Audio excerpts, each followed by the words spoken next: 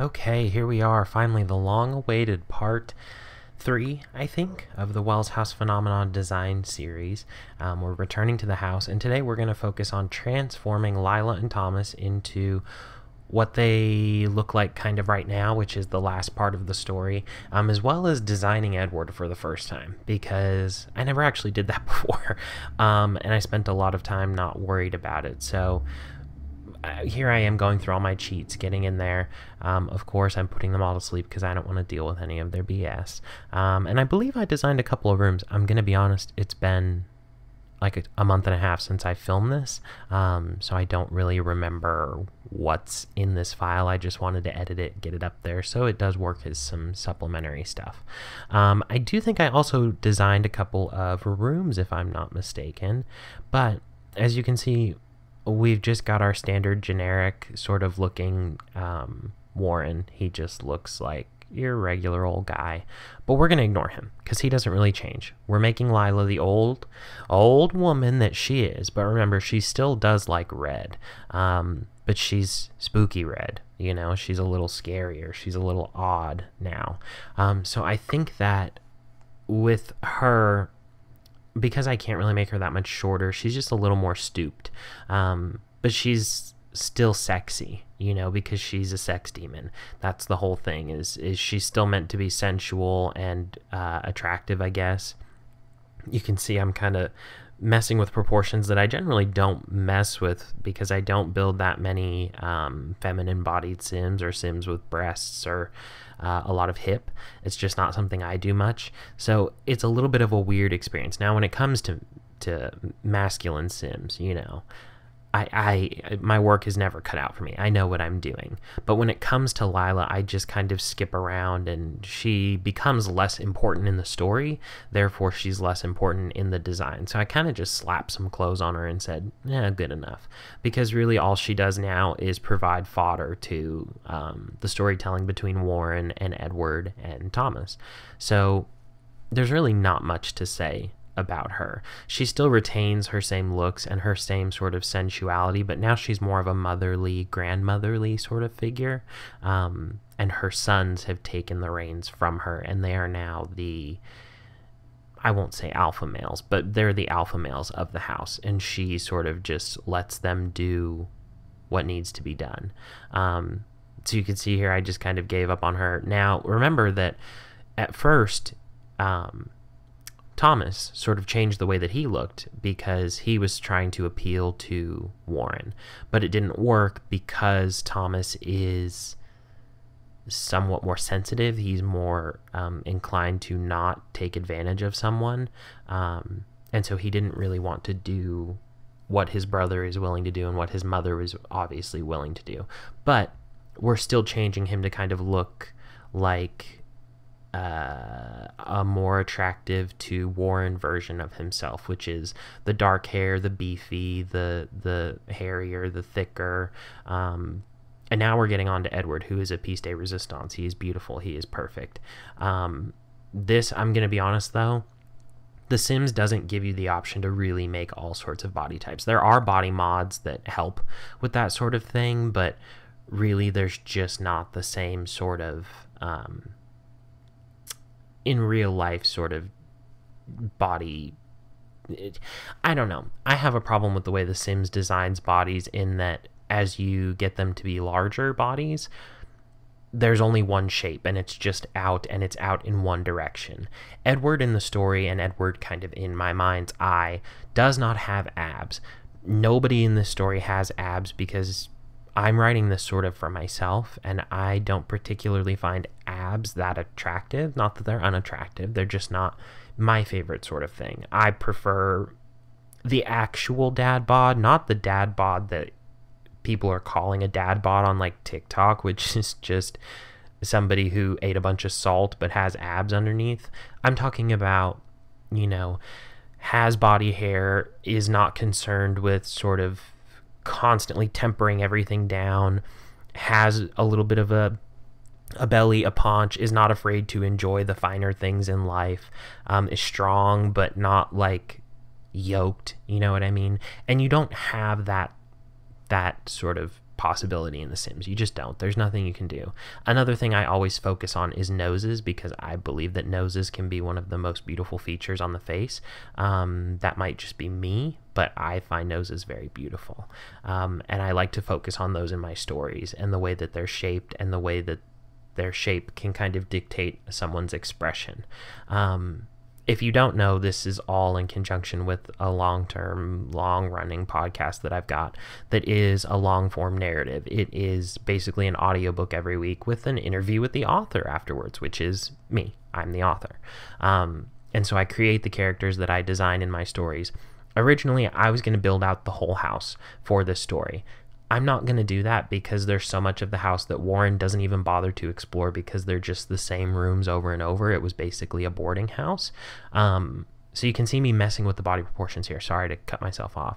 But there's no way to really get the proper body proportions I'm looking for without him being like super muscle defined, and that's not really what I'm going for. You can see me pulling at the stomach trying to get the right look, but you really can't get the right look without turning the muscles up. You see, I'm just messing with it, trying, but there's really nothing you can do.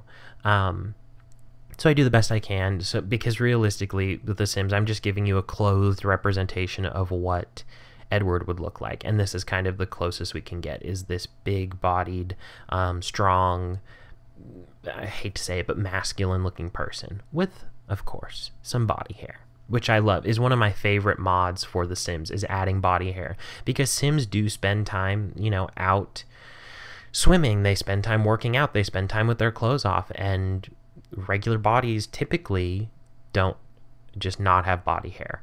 Sometimes they don't, I guess, if you have certain things about your body that are different than hairy bodies, but most bodies have hair on them, and to just completely ignore that fact and glaze over it feels problematic to me, feels not right.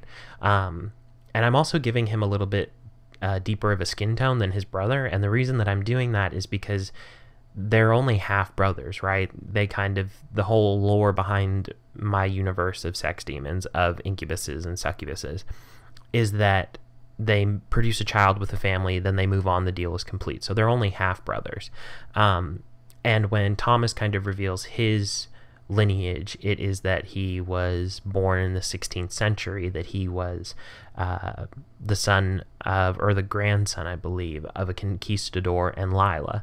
And a lot of Spanish people have a little bit fairer of a skin tone, and so I gave him a little bit fairer of a skin tone. And then when it came to Edward, I wanted to give him a little bit more of a deeper skin tone, because he's, I don't know, he's older, he's from an older time, he's probably from before people were on, you know, this continent, on the American continent, as far as these sex demons are concerned.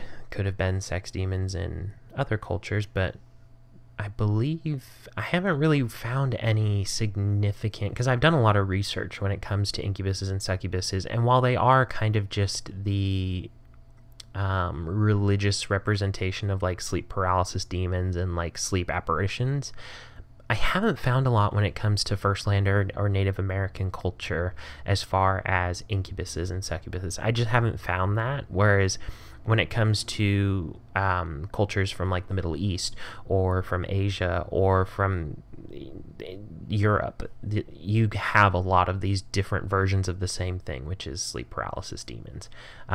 So instead of going whichever way, I just chose two different ways. We don't really know Edward's lineage. At least I don't think we ever explored it. But I think we've still got, you know, a good differentiation between the two brothers without making them completely polar opposites, because they still do kind of need to look sort of similar to each other, I think.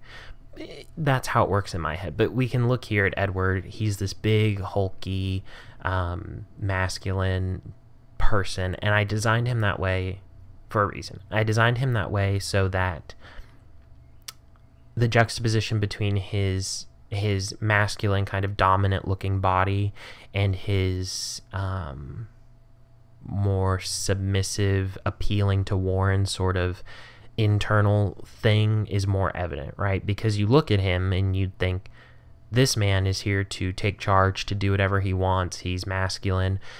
To put it in just generic gay terms, he's a big top. But then in the story, in the context of the story, he is appealing to Warren, and Warren has made it kind of clear that he enjoys the more submissive of men. And because he's made that clear, Edward's entire goal is to get him attracted to him. And so because that's his whole goal, he becomes this sort of submissive antithesis to his bodily appearance. And I think that's interesting. I think it's fun. I think it's funky. I think it's fresh. Not too funky or fun or fresh, though. I don't want to be, that guy. But that's kind of how I look at it and how I deal with the design of these characters. I'm not sure why he's hovering here for so long. I kind of want to scroll and see what else is going on here. Okay. Yeah, it looks like we just hover for a good while. So I'll cut it back to 12:15. So now we're designing the clothes. Again, the clothes are just kind of generic in The Sims, but I do want to give him a more masculine look, a more tailored look than Thomas, because Thomas is this I don't care what I look like type of person. I just put whatever I want on, and I don't worry about what anyone thinks of how I look because I don't care. I like that. I think that's fun, but there's a big difference between him and his brother in that his brother is there to attract someone. And I think that black t-shirt or a white t-shirt and jeans is very attractive, but I also think when you pick out these other outfits, they are also very they tell you that he's put some thought into what he's wearing. And so you can see I'm spending a lot more time picking out exercise wear and kind of sexy clothes, I guess, because that's Edward's entire thing, is he's trying to attract Warren. So he puts on these fun, flashy, sexy clothes that are tight-fitting, that are more put together, as opposed to his brother, who could not care less about how he looks because he doesn't want to be he doesn't want to be there. He doesn't want to be doing the things that he's supposed to be doing. I think the clothes say a lot. They don't say as much as I'd like them to, but we're playing in The Sims. We're not doing this in real life. Otherwise, I think it'd be a lot more fun if I could just find someone that looks like Edward would look. Picture like Joe Manganiello, I guess, but like with a dad bod, if that makes sense. Large, masculine, a little bit deeper complexion, but with like longer black hair or brown hair. And you see, I believe I picked the family aspiration because that's the whole point of the story. But picture like Joe Manganiello, but like dad bod Joe Manganiello. So that's what we've got for the Wells House phenomenon. That's what we've got for our brothers, as well as Lila. Warren we're leaving alone because he just sort of looks the way he looks. He looks normal. He doesn't look anything special, really. But I appreciate you listening and watching and following up on this supplemental information. If you're here just watching this video, I implore you, as long as it's age appropriate, to go and check out my podcast, which is long form queer content. It's adult content. Some of it's more friendly content. But I wish you would go and look at it and just give me your thoughts. Give me your opinions. I'm really looking to talk to other people like me. So again, thanks for listening, and goodbye.